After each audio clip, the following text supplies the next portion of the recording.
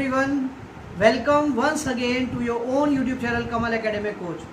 दोस्तों, आप सभी के शानदार रिस्पांस को देखते हुए हमारे टीचर्स का मनोबल बहुत ऊपर हो चुका है और जो आपके बच्चों की परफॉर्मेंस थी उसके बेस पे हमें दोबारा बहुत सारे कॉल्स और मैसेजेस मिल रहे थे कि और वीडियोस बनाइए बच्चों के लिए, क्योंकि उनकी परफॉर्मेंस बहुत अच्छी है। तो उसको देखते हुए हमारे टीचर्स बहुत बहुत बहुत एनकरेज फील कर रहे हैं और वो आपके लिए नेक्स्ट सेमेस्टर में भी वीडियोस आज से बनाना उन्होंने शुरू कर दिया है। तो देखिए आज बच्चे हमारे क्या सीखने वाले हैं, आइए।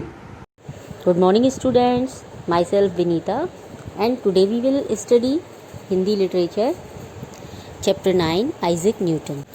इस चित्र में एक छोटा बच्चा अमन अपने घर के आंगन में खेल रहा था। उसके पास ही उसके दादाजी बैठे हुए समाचार पत्र पढ़ रहे थे। अमन गेंद को लेता और बार बार ऊपर की तरफ फेंकता और गेंद वापस नीचे आ जाती। अचानक अमन ने सोचा आखिर ये गेंद बार बार नीचे क्यों आ जाती है। दादाजी ने जब अमन को परेशान देखा तो बोले, क्या बात है अमन, तुम इतने परेशान क्यों हो रहे हो। अमन बोला, देखो ना दादाजी, मैं जब भी इस गेंद को ऊपर उछालता हूँ ये हर बार नीचे आ जाती है। दादाजी ने हंसकर कहा, अरे यह तो गुरुत्वाकर्षण की शक्ति के कारण है। अमन हैरान हो गया और बोला, गुरुत्वाकर्षण शक्ति, यह कौन सी शक्ति है दादाजी। दादाजी बोले, गुरुत्वाकर्षण शक्ति यानी पृथ्वी की अपनी ओर खींचने की शक्ति। दादाजी अमन से पूछते हैं, तुम्हें पता है इस गुरुत्वाकर्षण की शक्ति के बारे में सबसे पहले किसने पता लगाया। अमन कहता है, नहीं दादाजी, मुझे नहीं पता। दादाजी ने कहा, चलो आज मैं तुम्हें उस महान वैज्ञानिक न्यूटन के बारे में बताता हूँ। और यह बात सुनकर अमन बहुत खुश हुआ और दादाजी के पास बैठ गया। फिर दादाजी ने न्यूटन के बारे में बताना शुरू किया कि सबसे पहले गुरुत्वाकर्षण शक्ति का पता न्यूटन ने लगाया था। आज समस्त विज्ञान न्यूटन की खोजों पर ही टिका हुआ है। विज्ञान के अधिकतर नियम न्यूटन के द्वारा ही बनाए गए हैं।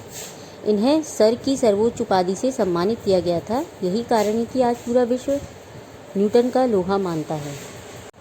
गुरुत्वाकर्षण की खोज से जुड़ी हुई एक घटना के बारे में दादाजी अमन को बताते हैं कि एक दिन न्यूटन सेब के पेड़ के नीचे बैठे थे। वे अपनी कल्पना की दुनिया में खोए हुए थे। तभी एक सेब टप की आवाज़ के साथ नीचे गिरा। उसे देखते ही न्यूटन के मन में विचार आया, आखिर यह सेब नीचे ही क्यों गिरा, ऊपर की ओर क्यों नहीं गया, इसका क्या कारण है। कहीं ऐसा तो नहीं कि पृथ्वी सभी चीज़ों को अपनी ओर खींचती है। इसी विचार ने न्यूटन को गुरुत्वाकर्षण शक्ति का पता लगाने के लिए प्रेरित किया। न्यूटन का पूरा नाम आइजैक न्यूटन था। उनका जन्म एक साधारण परिवार में हुआ था। उनके पिता एक किसान थे। न्यूटन ने अपने पिता को कभी नहीं देखा। उनकी माँ ने उनका पालन पोषण खेती बाड़ी करके किया। उनकी पढ़ाई में बहुत बाधाएं आई थी और पढ़ाई भी उन्हें बीच में ही छोड़नी पड़ी थी। न्यूटन सहनशील और शांत स्वभाव के थे। उनका मन ना ही खेलकूद में लगता था और ना ही किसी चीज़ के लिए मचलता था। स्कूल की पढ़ाई में न्यूटन की रुचि नहीं थी। स्कूल में वे साधारण बुद्धि के बालक के रूप में ही जाने जाते थे, परंतु उनकी रचनात्मक प्रतिभा को जब लोग देखते थे तो दांतों तले उंगली दबा लेते थे। जब वे 12 साल के थे तभी उन्होंने पवन चक्की का निर्माण किया था। एक दिन उनके घर में चूहेदानी में एक चूहा आ गया। जब चूहा बाहर निकलने की कोशिश करने लगा, न्यूटन ने यह देखकर चूहे के साथ अपनी पवन चक्की जोड़ दी।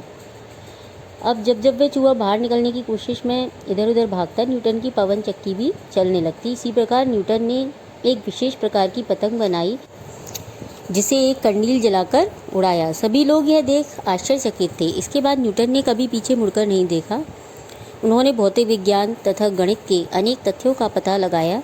इसी प्रकार न्यूटन ने रंगों के बारे में भी अनेक खोजें की, जैसे रंग किस प्रकार बनते हैं।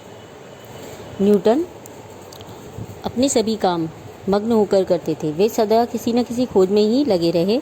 यही कारण है कि पूरा विश्व न्यूटन को लगन, साधना और परिश्रम का प्रतीक मानता है। न्यूटन के गति के 3 सिद्धांत बहुत प्रसिद्ध हैं, जो गति के नियम के नाम से जाने जाते हैं। उनकी सोच सदैव लीक से हटकर थी। वे अत्यंत कल्पनाशील थे। न्यूटन की सबसे बड़ी विशेषता थी कि वे महान वैज्ञानिक बनने के बाद भी जिज्ञासु और कौतूहल प्रिय थे। उन्हें हर चीज़ जानने की इच्छा होती थी।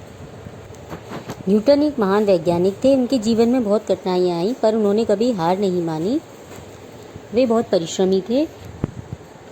और हर काम बहुत मग्न होकर करते थे। इसी कारण वे एक महान वैज्ञानिक के रूप में जाने जाते हैं। Have a nice day. Thank you.